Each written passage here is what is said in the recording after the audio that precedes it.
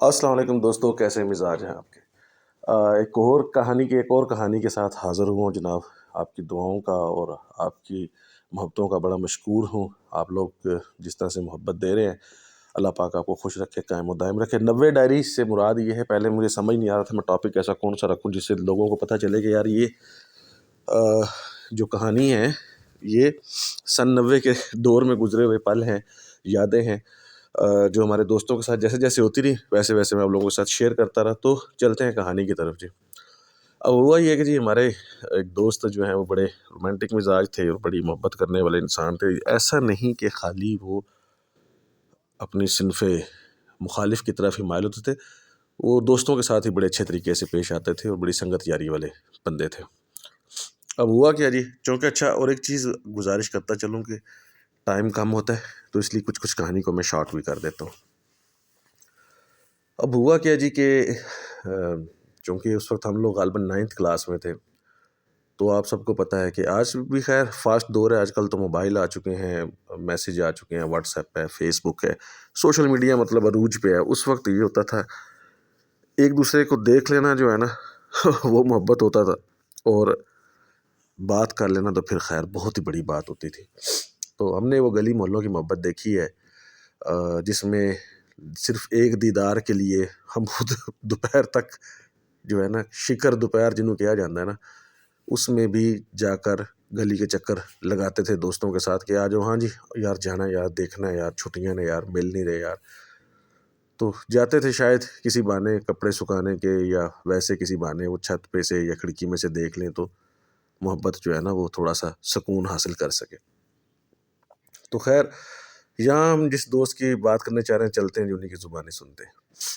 مجھے ٹیچر جو ہے نا وہ اچھی لگتی تھی. اچھی اس لیے لگتی تھی کہ ان کے بات کرنے کا انداز بڑا اچھا تھا. وہ بات کرتے ہوئے مسلسل آپ کی آنکھوں میں دیکھتی تھیں اور بڑے پیار سے سوال کرتی تھیں، جواب کرتی تھیں، بات چیت. اب نام میں یہاں نہیں لوں گا کسی کا بھی. خیر تو چلتے چلتے ایک تھوڑا سا لمبا ٹائم گزر گیا، مطلب 4-5 ماہ ہو گئے. تو جس طرح سے مجھ سے بات کرتے مجھے لگتا تھا کہ ان کا رجحان میری طرف ہے، اور میرا تو خیر تھا ہی تھا. تو میرا دل کیا کہ میں ان سے اپنے دل کی بات کروں نا، لیکن ڈر بھی لگتا تھا. ظاہری بات ہے کہ یہ والا زمانہ تو تھا نہیں کہ آپ کے پاس موبائل ہو، آپ اسٹیٹس دیکھ لو، یا فیس بک ہو، یا ٹک ٹاک ہو. اس وقت تو سمپل ایک بات چیت جو تھی نا اور دیکھ لینا، یہی ایک محبت ہوتی تھی. خیر مجھے سمجھ نہیں آ رہی تھی کہ میں کس طرح سے اس سے بات کروں. دوستوں سے مشورہ کیا، ان سے میں نے کہا کہ یار مجھے میڈم اچھی لگتی ہیں اور میں ان سے بات کرنا چاہتا ہوں، تو آپ کیا مشورہ دیتے ہو؟ اب وہ سارے ٹھڈے ہوئے مطلب اعلیٰ قسم کے جو ہے نا ذہین اور فتین دوست یار تھے. انہوں نے کہا جی کہ تو جا کے سیدھا کھڑا ہو جا اور اس کو بول کے مجھے اچھی لگتی ہیں آپ. اچھا خیر ایک دوست نے کہا جی گفٹ دے دو. تو میں نے گفٹ کیا دیا، ایک پین لیا اور وہ پین ان کو گفٹ کر دیا. اچھا اس پہ ان کا جو ریئیکشن تھا کوئی خاص نہیں تھا، مطلب وہی جیسے تھینک یو مسکرا کر جواب دینا. اب میری تھوڑی سی جو ہے نا وہ ہمت بن گئی کہ یار صحیح ہے دیتے ہیں. اچھا ایک چیز بتاتا چلوں کہ ہماری جو کلاس تھی وہ اسکول کے دوسرے کونے پہ تھی، اور ان کی جو کلاس تھی اسکول کے دوسرے کونے پر تھی، اور کوئی ایک کنال سے کوئی زیادہ بڑا ایریا ہوگا. اور درمیان میں نا ایک دروازہ تھا جسے کہہ رہے ہیں کہ نکرا سے یہ مراد ہے کہ جیسے کونے میں دروازہ تھا اور وہاں سے آتے جاتے نظر آتا تھا. ہوتا یہ تھا کہ جب چھٹی ہوتی تھی تو 9th اور میٹرک والوں کو پہلے نکال دیا جاتا تھا. یہ 96-97 کی بات چل رہی. اچھا جی تو اب جب دل بہت زیادہ بھر گیا، کچھ سمجھ نہ آئے. اچھا اس میں ایک چیز اور ہی بتائیں کہ اس وقت کہا کرتے تھے کہ کلاس میں جو ہے نا چارٹ بنا کر لاؤ، ہر بچہ اپنا اپنا چارٹ بنا کر لایا کرے گا، تو اس سے کلاس ذرا ڈیکوریٹ ہو جاتی تھی. تو ہم بھی اپنا چارٹ بنا کے آتے، نیچے نام لکھتے تھے. تو اس وقت انیشل جو لکھا ہوتا تھا نا، یہ پرانی فلمیں بھی آپ نے دیکھی ہوں گی، اور ایک رواج بھی تھا بازو کے اوپر نا آپ کے نام کا پہلا حرف اور جس سے آپ پیار کرتے ہیں اس کے نام کا پہلا حرف جو ہے نا وہ لکھا کرتے تھے. لگا لو UA UR UF اس طرح کر کے نا، یا OD اس طرح کر کے نام لکھے جاتے تھے. تو چارٹ پہ جو ہے نا نام کے 2 حرف لکھ دیے گئے، اس پہ بھی توجہ حاصل نہیں پا سکے، مایوس ہو گئے. تو دوستوں نے کہا کہ تو ایک کام کر، تجھ میں ہمت نہیں تو خط لکھ دے۔ جناب صاحب میں نے ساری رات لگا کر اپنی پوری کوشش کر الفاظوں کو سماٹ کر جو ہے نا وہ خط لکھ دیا۔ اچھا کہانی کو سنتے چاہیے کہ اس کا اینڈ بڑا کلائمیکس بڑا مزے کا ہے اس کا۔ خط لکھا جی، 3 صفحوں کا خط لکھا گیا جی، اور اس میں اچھی طرح یاد ہے کہ کوئی ایسی بےہودہ بات لکھی گئی تھی ماں سوائے اس کے کب اچھا لگنا شروع ہوا، کون سی بات زیادہ اچھی لگی، میں کتنا ٹینشن میں ہوں، یہ وہ فلان، یہ اس طرح کی باتیں لکھ کے جناب صاحب وہاں پہ خط ایک دوست کو دیا گیا کاپی میں رکھ کے کہ یہ جا کے ان کو دیں۔ اچھا جی، دوست جو تھا نا ان کے ساتھ بھی ان کی اچھی گپ شپ تھی، چلے گئے جی، خط ان تک پہنچ گیا۔ اب اگلا جو ہے نا وہ قصہ شروع ہو رہا تھا۔ چھٹی ہونے والی تھی، انہوں نے کہیں چونکہ یہ آج کل کا تو مجھے پتہ نہیں ہے لیکن آج کل بریک کہتے ہیں، اس ٹائم ادھی چھٹی کہندے سن اور ریسیس کہندے سن۔ تو آدھی چھٹی کے وقت جو ہے نا اس سے کوئی تھوڑی دیر پہلے جو ہے نا وہ دوست گیا، پانی پینے کے بہانے جایا جاتا تھا اس وقت، اور جا کے ان کو حوالے کر آیا خط، مطلب ڈائری یا کاپی تھی میرے خیال میں، ان کے حوالے کر کے آ گئے۔ اچھا جی، چھٹی سے کوئی تھوڑی دیر 15-20 منٹ پہلے، غالباً پہلے آخری لاسٹ پیریڈ میں انہوں نے کہیں پڑھ چکے تھے، تو پڑھنے کے بعد کہتے ہیں کہ میرے دوست نے کو کہا کہ بچہ آیا بلانے کے لیے کہ آئیں جی آپ کو میڈم بلا رہی۔ میرا دوست جو ہے نا وہ لپک چپک کرتا چلا گیا۔ اب اتنی دیر میں چھٹی ہو چکی تھی، اب ہماری کتاریں بننا شروع ہوں گی، نکلو جی بستے بستے چکو جی، پائے جی بستے مڑے تھے ٹور پہ۔ اب جا رہے ہیں اسکول کے گیٹ والی طرف۔ اب یہاں سے ذرا غور کیجیے گا، سامنے دوست کھڑا ہوا ہے، اس طرف سے میں جا رہا ہوں، تو اس نے مجھے ہوا میں ہاتھ اٹھا کے اشارہ کیا، مجھے یہ سمجھ آئی کہ وہ کہہ رہا ہے کہ تو جا رہا ہے یا رکے گا۔ تو میں نے پھر دوبارہ اس کو آگے سے ہاتھ اٹھا کے اشارہ کیا کہ کیا کہہ رہا ہے؟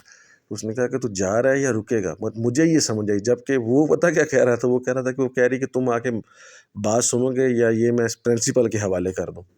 اصل میں کہانی یہ ہو رہی تھی، تو مجھے یہ لگا کہ وہ کہہ رہا ہے کہ تو جا رہا ہے یا رکے گا، جبکہ وہ ہاتھ ہلا کے کہہ رہا تھا کہ وہ کہہ رہی کہ ادھر آؤ نہیں تو میں پرنسپل کے حوالے یہ کر رہی ہوں۔ میں نے اسے کہا جی، آگے سے ہاتھ ہلایا کہ ٹھیک ہے میں جا رہا ہوں۔ اب یہ ہاتھ ہلانے کا مطلب کیا تھا کہ میں جا رہا ہوں، اور اس نے یہ آگے سمجھا کہ وہ کہہ رہا ہے کہ بھائی دے دو جس کو دینا ہے تو نے۔